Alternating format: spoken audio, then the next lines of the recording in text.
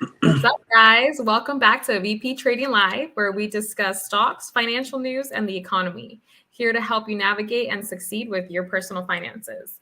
So, today we want to recap what happened with this gentleman on our screen here, Fed Chairman Powell, and how we've been anticipating this FOMC meeting for a while now, right? And we were just waiting to see what he was going to say on the rate hike, but not so much what the rate hike was going to be, more along the lines of what the future expectations should be in terms of interest rates and just outlook on what our economic situation is looking like. And on top of just raising the rates, what I think the market expected, which is a 75 basis points today, he told us that he would continue to raise rates until inflation was closer to the 2% goal. We're at 8% right now, guys. We're far from this, right? So he also hinted that the target of that rate, the end rate, may be higher than what he previously anticipated, which means this could be a moving target, right? This could be a moving target as we're evaluating the economic situation. And the thing is, a lot of the information that they base their decisions on is information that's like lagging, right? So we don't know the effects of an increased rate until a few months pass, until people really have they feel the pressure of those interest rates. So it may be some time before they can really grasp what's going on in the economy. Mm-hmm. Something that I just wanted to point out is that when asked about a recession, right, he wasn't sure if there was going to be one or if there was going to be one, but the fact that the words are coming out of his mouth as something that we're acknowledging now, and that it is a global recession, not just the United States recession, I think is really interesting, though. So what do you guys think about this? I mean, he said so much, right? What were your takeaways on what his speech today was? Well, I think he pretty much stayed on track of what he was planning on doing in the first place. I thought he would go in with the 75 basis points wasn't a surprise. His demeanor and his stern guidance on what they're doing, like we're just going to be going straight ahead. He was very candid about it, right? He wasn't like, he pretty much said it's very premature to even be talking about cutting the rate hikes right now. So so it's like I could even see them in the December meeting saying, okay, another 75 basis points. But the crazy thing is we haven't even had an opportunity to digest the last 2 or 3 75% basis points, because they're coming so frequently. And this is the first time this has happened since they've started doing this, for them to do 4 consecutive 75 base point hikes in a row. So it's going to be. He acknowledged that, though, right? He said, hey, I know we've been going heavy, basically. We know we've been hitting hard, but I did hear something about they may be considering slowing down the pace of, right? Not stopping next year. Not stopping, but slowing down the pace of, which means maybe not 75 basis points every time, right? Maybe like 50. Maybe 25, but starting to maybe slow down the rate at which they're increasing, but continuing to do so consistently over, who knows, maybe the next year.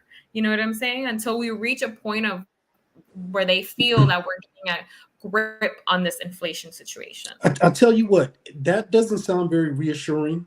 I don't think that, because this is the thing. I think that the economy is definitely in a bad condition right now.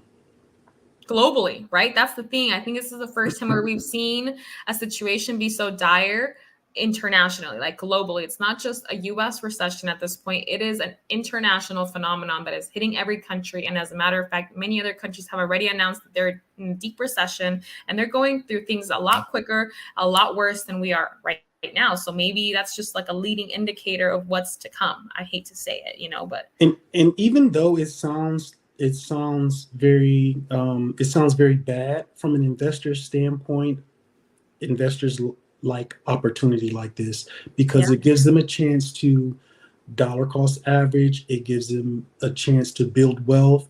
It gives them a chance to buy into companies that they probably couldn't buy into when things were all the way up.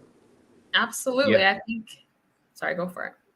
No, I agree with that. And as we saw, the Asian markets tanked after Powell talked about. I mean, it wasn't just our stock market; it was even the stock markets overseas just went down because the dollar is so strong now. It's so like dominating over everything. Yeah. We had a meeting. We were speaking with Jose earlier. Jose was mentioning that I think they abruptly closed an Apple factory, one of the Apple In production. China due to Yeah, COVID. yeah. And you know what? That's a whole nother topic of discussion because, you know, this lockdown situation in China, that is, I think I want to pull that up for you guys. Let's look at it real quick since we're talking about it. I'm going to go ahead and share this guy with you guys. So we're going to go and let's look at this one here because it's important to understand like what we're looking at politically right now. And as we look at this one here, this is the world's largest iPhone assembly plant in China, the world's largest. So we know they just launched their new iPhone that they got out and they're trying to get that off, and that was just in September. So now they've closed their iPhone, the largest iPhone plant in the world, and you know that's going to hit their bottom line. You know, Right. and What does right this mean now, for business, right? What does this right, mean for business? Like exactly. Now revenue they're down? saying 7 days. They're just initially saying 7 days, but I think China is using this leverage as a weapon economically on American businesses. You know, China doesn't play fair. We already know that. They don't allow a lot of our companies into their country, i.e. Facebook, i.e. Google, Microsoft. You know, a lot of the companies that are the biggest companies in the world, they don't allow to have a platform in their countries. None of the social media networks are in their countries, but yet we allow TikTok to run rampant here in America. A lot of people are calling for us to ban TikTok and take our kids off of it because that's the most majority people that are using that app. But because the Chinese government is collecting intel on our kids and on whoever's using that platform that's in this country, and they're storing that stuff outside of the United States, but they don't allow that in their country. So I think we should deal with them just how they deal with us. I think if you know, you guys don't allow us to do those types of things in social media, then we shouldn't allow them to do it over here. You know what it is a problem of though in that case? I think it would be a problem of free speech. It would be turned into something like, okay, you're entrenching on our rights, right? Like how can you as a government dictate what we can and cannot use on the internet? Like that's why China operates the way it does, because they are communists. So they have say over those things in people's lives, right? So it opens up a can of worms. But what you did just touch on that kind of lit up a bulb on top of my head is the fact that China could be using this as a way to disrupt American companies, right? Because think about how largely Apple is weighted on the market, right? It's the largest company in the world. Right. I mean, we start to this is another form of attack if you think about it. I mean, I know that like COVID is really bad in China and they've been doing lockdowns, man. I don't think they've stopped. You know, but it's guys, just what a coincidence, right? Yeah, you know what, you guys, I have two friends. One's named Matt and another this lady named Deb. I would love to hear their opinion. I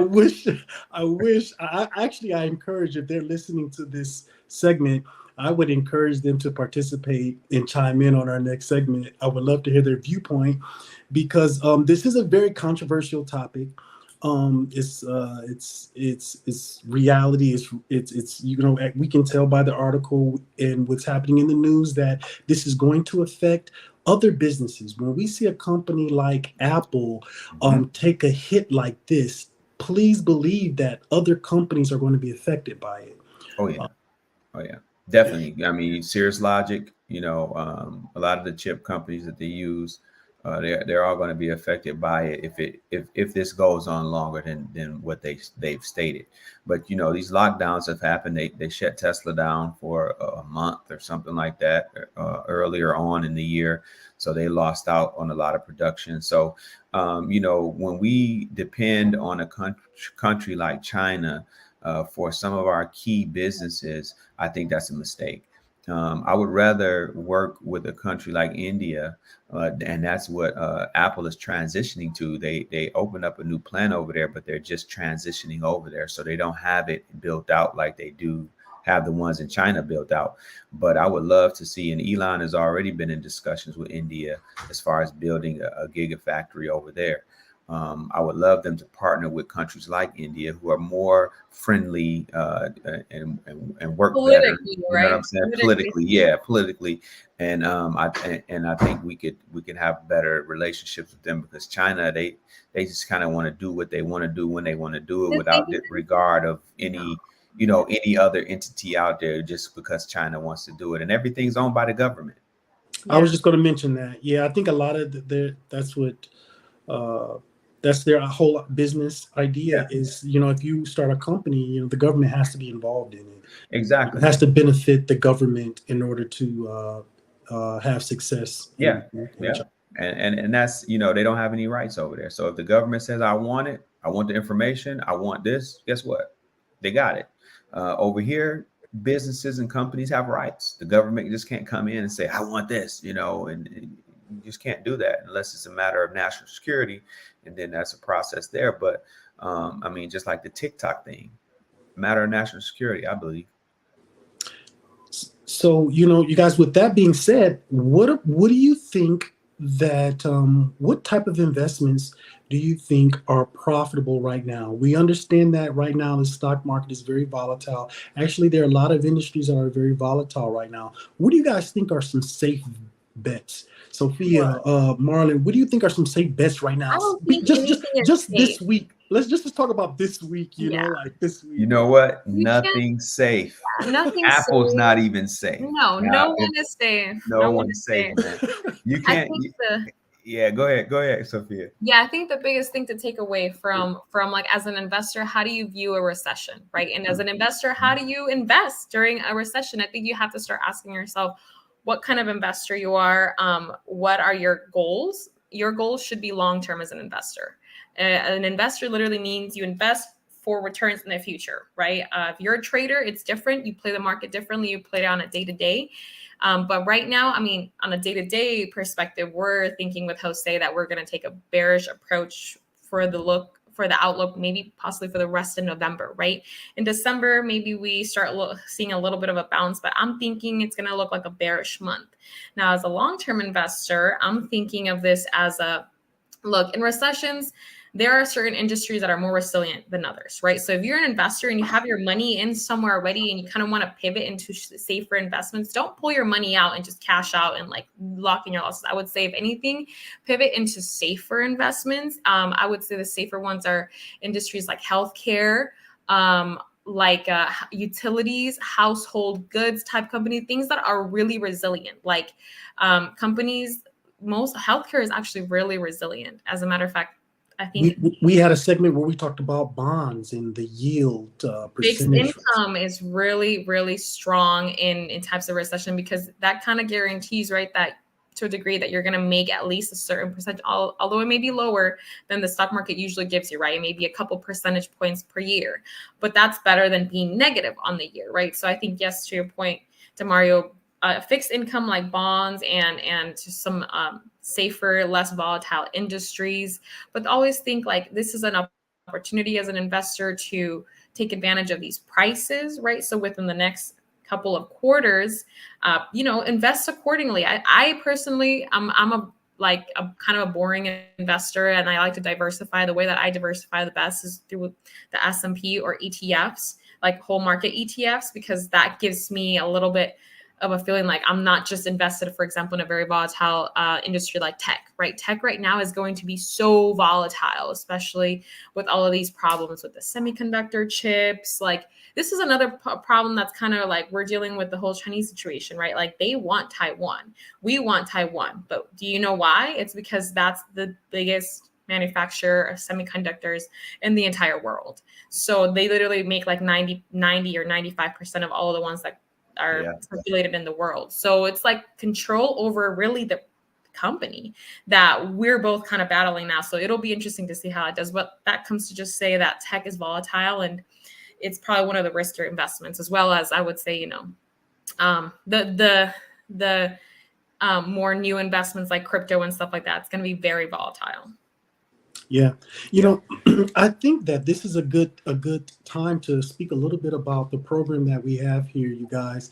Some people are wondering, what is it that we're trying to do here, and what is it that we're doing?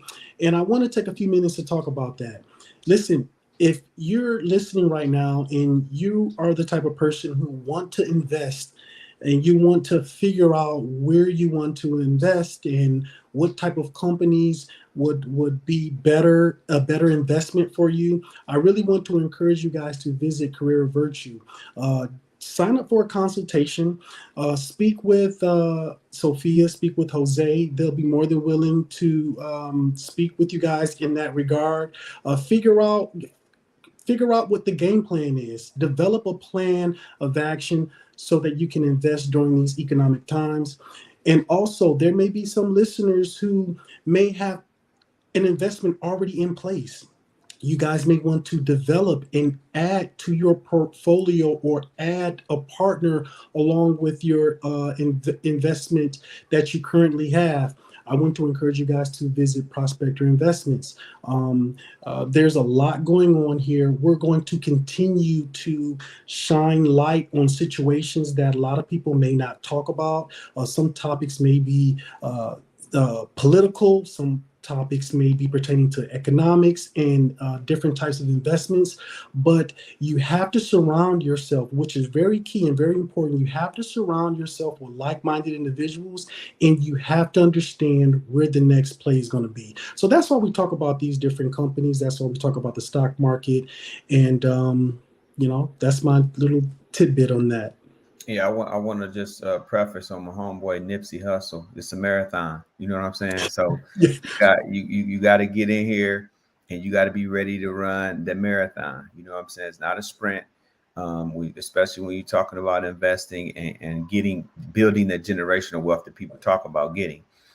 Just to preface off what she said about the bonds, the U.S. Treasury just added a fixed rate on the next I-bond that came out today, actually. So on top of what the rate switched to, they also added another little percentage in there just to sweeten the pot up for you to get a little fixed rate. And if you buy the bond, then that rate stays with the bond for 30 years or however long you hold the bond. So we were talking about it previously at the beginning of October. The almost 10% return that you could get on the I-bond. So now it has adjusted and it's at 6.48% now. So it's still an excellent rate. So for anybody who want to diversify, put a little percentage of their investment into bonds, the I-bond is really a good catch right now. And they added that fixed rate on it that will boost that 6.48 up to almost 7%. So yeah, it's a good thing to take a look at. Go to treasurydirect.gov and you can see all of the options on there. Open up you an account and then start your bond purchases there if you're interested in that. Yeah, man, it's a lot of stuff that's going to be going on. It's a lot of fear in the market. It's a lot of things that are going to happen next year. Just like Powell said, they're going to continue raising these rates. They probably slow it down a little bit more next year to like maybe 0.5% or 25 basis points. But they're going to continue, and that's what we have to look at. The real estate market. Another investment opportunity that's going to be happening because a lot of the prices are going to be coming down. I've already been seeing them coming down, 20,000, 30,000 on houses that these people want to sell now. And then you have a lot of investors who have large portfolios that they've accumulated over the last 2 to 3 years when prices were sky high. And now they're going to be losing that value in those houses and they're going to be looking to dump inventory. So there's going to be plenty of opportunity for those who are in a position to take advantage of them, to pick up real estate, to get stocks at very cheap prices, to build out not only a stock portfolio, but even if you're interested in real estate portfolios. Yeah. We get a lot of the I get a lot of emails and a lot of notices of homes that are coming on the market for investors. So, if you're into that and you're looking for investment properties, you might want to shoot me a message or something, and we can set a search up for you and get that information to you also. Absolutely. So it's a lot of stuff that are coming up. Look, the mortgage rates are down 55%. Like, actually, new mortgages are down 55%. So you got some companies that are be in trouble of even going into bankruptcy. Some of the mortgage companies, if you could think of 55% of your business just cut off, So yeah, man, it's gonna be a lot of opportunity out here. I mean, you can look at it from a fear standpoint. You can look at through that lens, or you can look at it through an opportunity standpoint, and then put yourself in a position to be successful for the next 10 years coming up. Yeah, over the past few years, I've developed a real estate investment portfolio. I've significantly advanced my investments in cryptocurrency. I talked about it last time. I believe that cryptocurrency is a hedge against inflation, in a very unusual way that we've never seen before. What's your bull price on Bitcoin? Oh, I think that Bitcoin is going to go to the moon. It's done wonders. What's your price? What's your bull price? Give me a dollar. I'm gonna give you my bull price. You give me your bull price. What's your bull price? I mean, I was in Dogecoin when it went up to like 62%, 65%.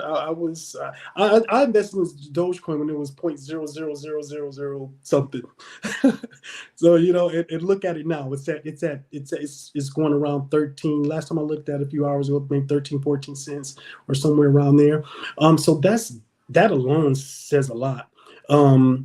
And I'm going to continue to dollar cost average with Dogecoin. I don't think that Dogecoin is going anywhere. I personally believe that it's going to be a crypto wallet for Twitter. And that's just going to be the beginning.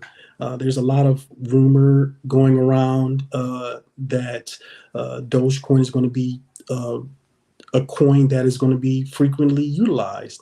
Here's the thing about Dogecoin that a lot of people don't understand. It's very fast. It's one of the fastest coins. A lot of coins you have to pay gas fees and transaction fees, and it takes a little bit of time. Dogecoin is almost instantaneously transferred.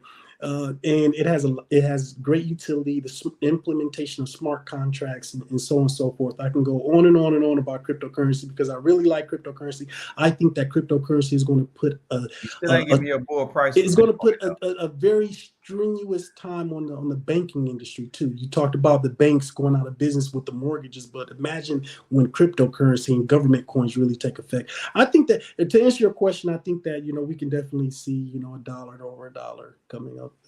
We talking about Doge for Dogecoin. For Doge, what about Bitcoin? What's your target? Because I mean, and the reason why I say that is because I've seen Dogecoin personally when it was at like 62%.